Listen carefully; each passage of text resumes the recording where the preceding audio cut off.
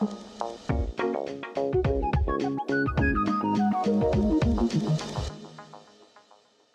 the technological revolution that is taking place is threatening us with a unique phenomenon.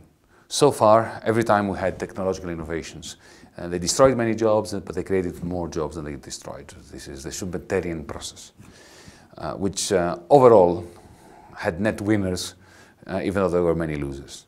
Now there is the first juncture since the 18th century when it is highly likely that technological innovation is going to destroy a lot more positions for wage labor than it will create, which I think puts us on a course of a major dilemma. There will be a juncture, and we'll have to choose, and we'll have to choose politically and democratically between a world in which the concentration of ownership over the newfangled means of production is going to lead to a stagnating capitalism with intense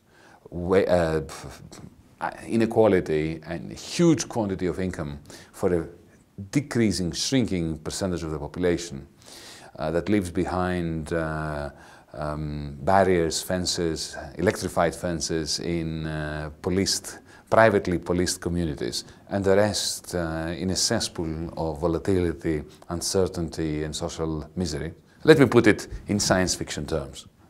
This is a parable that I think is quite instructive and I use it often. There's no doubt we're moving towards a science fiction world that will become non-fiction. But remember, science fiction has two possibilities. One is a Star Trek society, where we are all equals and we all benefit from the technology. We don't have to work. There's a hole in the wall, you go to it, you get anything you want from it. Nobody has been exploited, nobody has worked for it. The machines do it for you. So the machinery, the technology, is humanity's servant. And then we can sit around and explore the universe, we can have philosophical discussions about the meaning of life, which is wonderful, right? That is a good scenario. But then there's the Matrix too, where the artifacts that we have created enslave us. And then we become caught up in an illusion of freedom rather than the real thing. Whether we go to a Star Trek or to a Matrix-like outcome as a result of technological innovation is the result of politics. And if it's not democratic, it will be a Matrix-like world.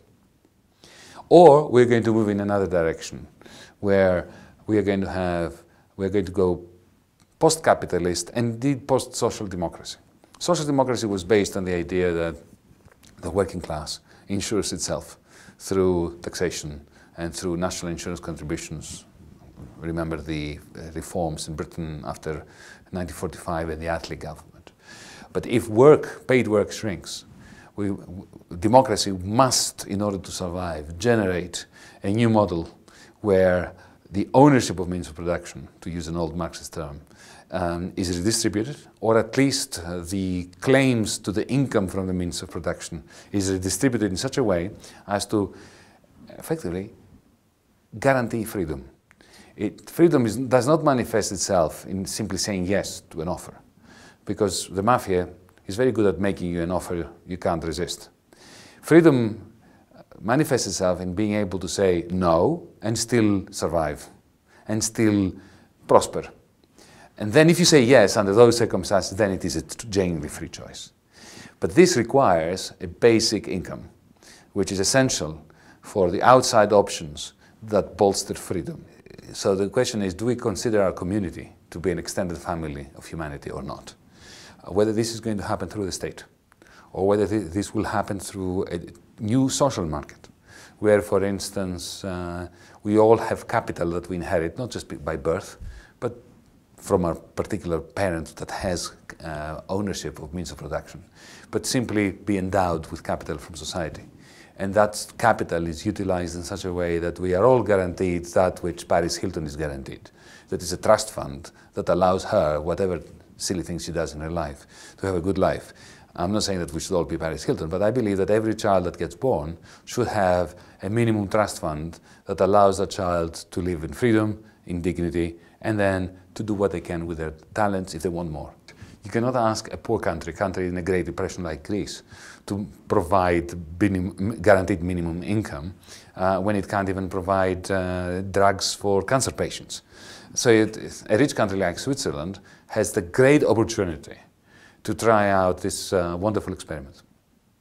Vote yes.